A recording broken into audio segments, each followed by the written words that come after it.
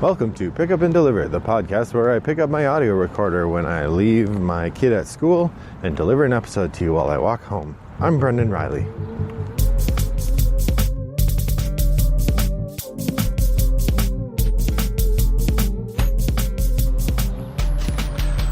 Well, good morning, listeners. It is a gloomy, cloudy kind of day here in suburban Chicago. The weather is in the high 40s, and so I'm walking quickly. I apologize, I have my hood up because it is a little sprinkly and I forgot to wear a hat.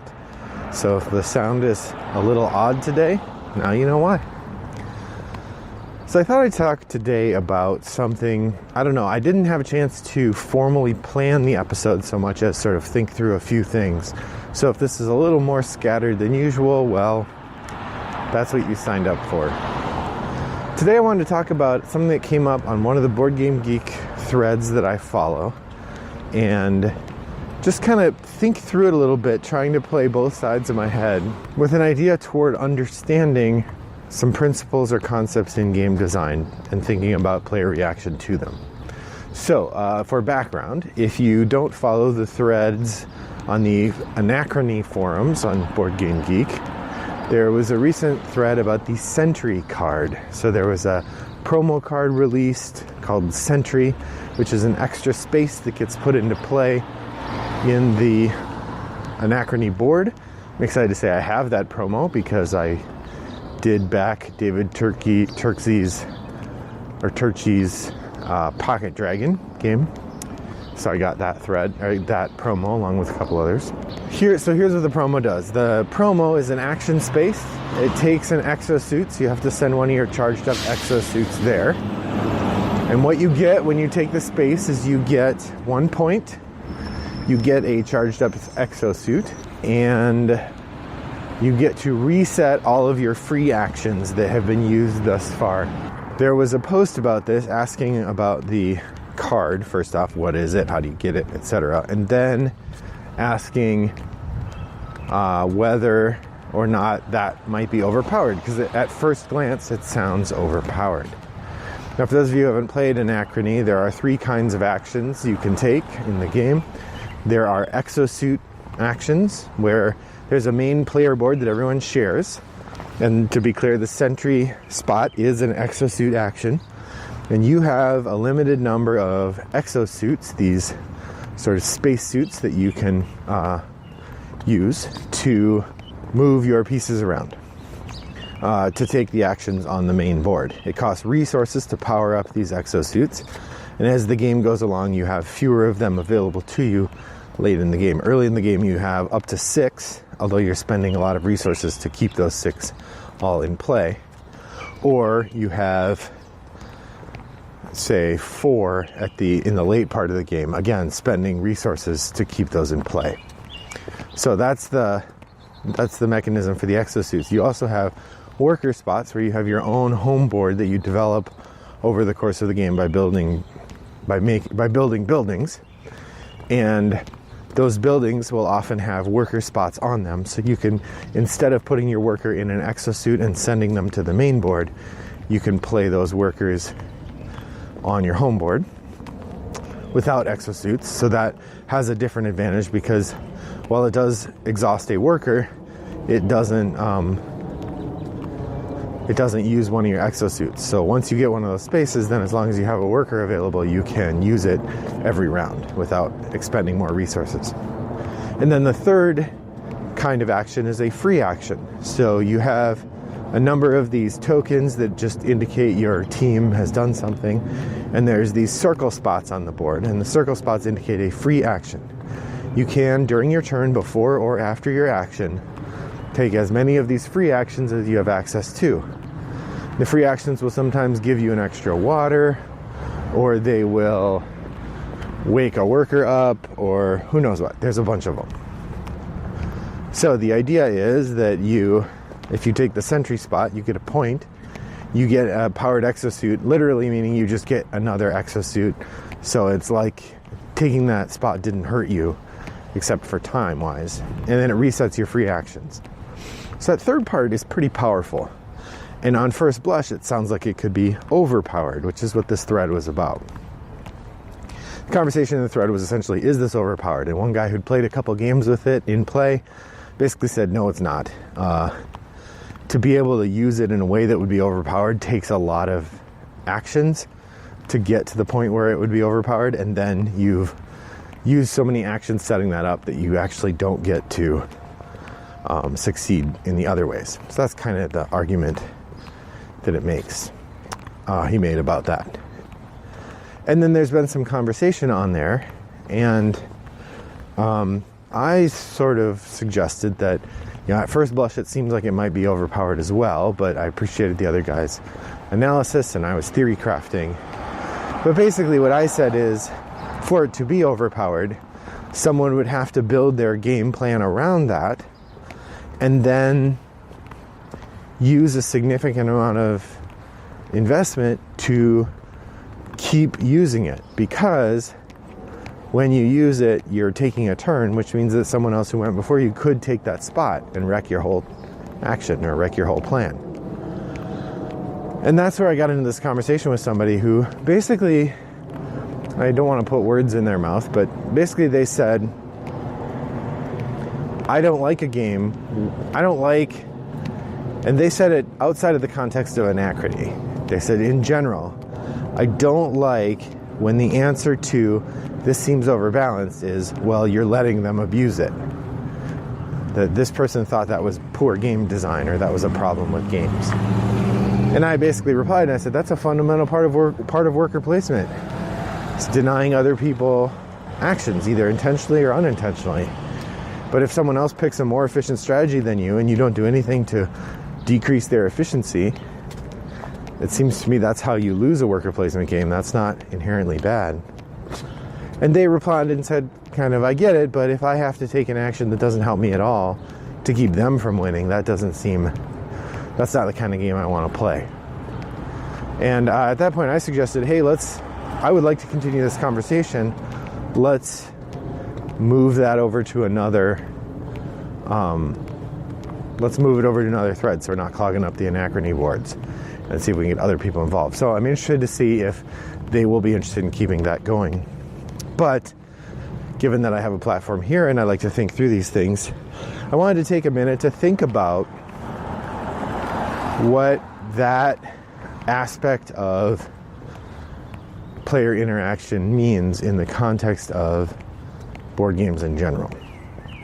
So the examples I used when I said, well, that seems like so in one of my replies I said something like, that seems like a broad-reaching opinion, that the nature of interaction is that you may have to block people sometimes, or sometimes there are strategies that, if left unchecked, will win the game. That doesn't mean they're overpowered. It means you need to pay attention for those. And I use this two examples, the two best I can think of, both from drafting games, the Seven Wonders Science strategy and the Blood Rage Loki strategy. I haven't played Blood Rage enough to really be able to attest to it, but certainly Seven Wonders I can, which is that part of those games needs to be attending to what other people are taking, and if other people are taking things that lead them toward that particular strategy, you have to spend some of your energy stopping them from doing so. If you don't, it's your fault that you lose because you didn't stop them from doing that. But it's interesting to me, if I'm, in Seven Wonders, if I'm building a strategy around the purple cards or something, taking a science card, one or two science cards, isn't really going to help me much at all. I might get a point or two. But, there's a similar parallel to the sentry post in Anachrony. If I am not building my board toward having free actions, taking a free action reset space just to get 1 point and delay my turnaround, especially if it's my first turn of the round, which it probably would need to be to undermine the other player, that does seem... This person suggested he doesn't like that in games. That seems like bad design. Well, maybe.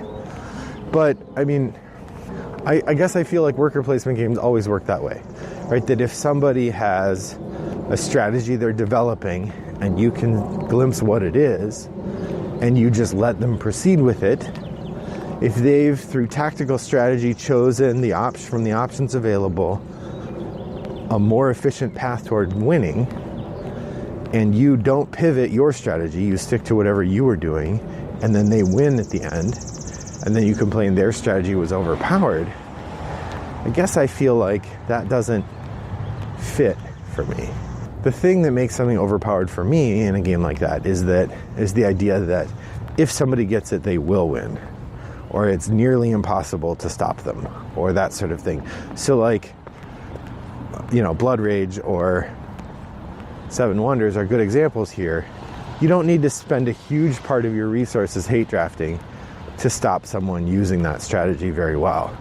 Just a little bit. And if you communicate with the other players, you can even out that balance in a way that makes it not too painful for everybody. It also is, those strategies are also open to everybody. It's not like if you draw the one card, you get that thing.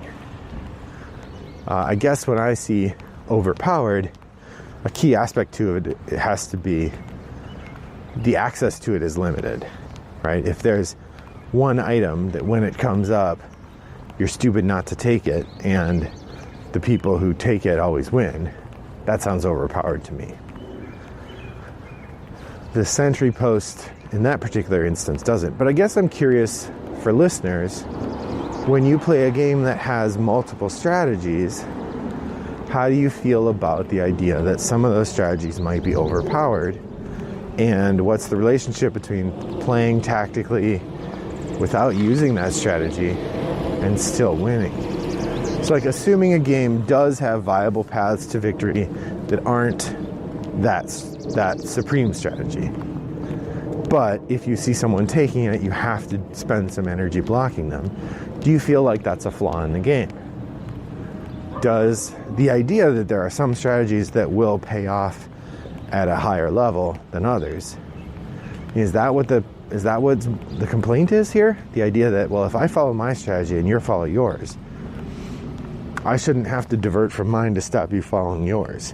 And to me, that sort of seems like, well, that's where tactics come in, right? Tactics are the evaluation of the moment-by-moment game and deciding what the best move is next, or two moves down the lane, as opposed to your overall strategy. So for instance, when I was playing Underwater Cities, my overall strategy involved developing up a couple of different kinds of resources, because I had cards I was going to get that would pay off for those resources. Now, of course, someone else had that same idea, and we fought over those cards. But along the way, looking at other people's boards, I made tactical decisions that I might not otherwise have made in order to make small leaps ahead in the incremental achievements. So I was able to get one of the contract cards because I could see, oh, well, next turn that person could get it, so I better take it now.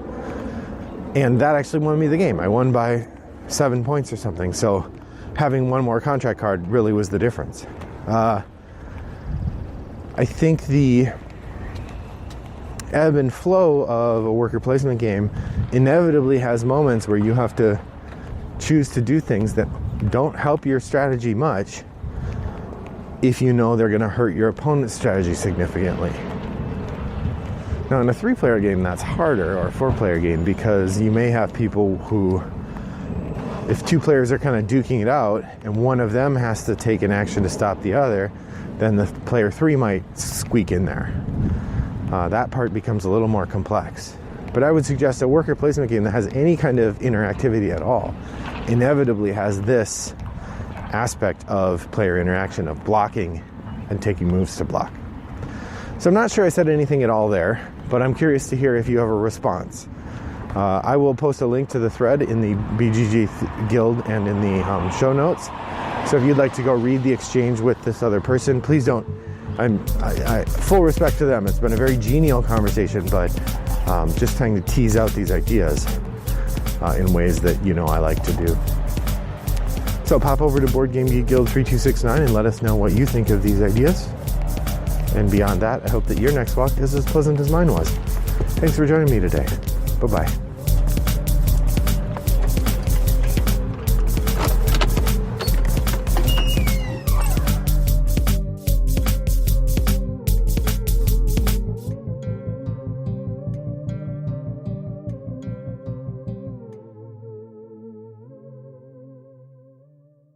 Brought to you by Rattlebox Games.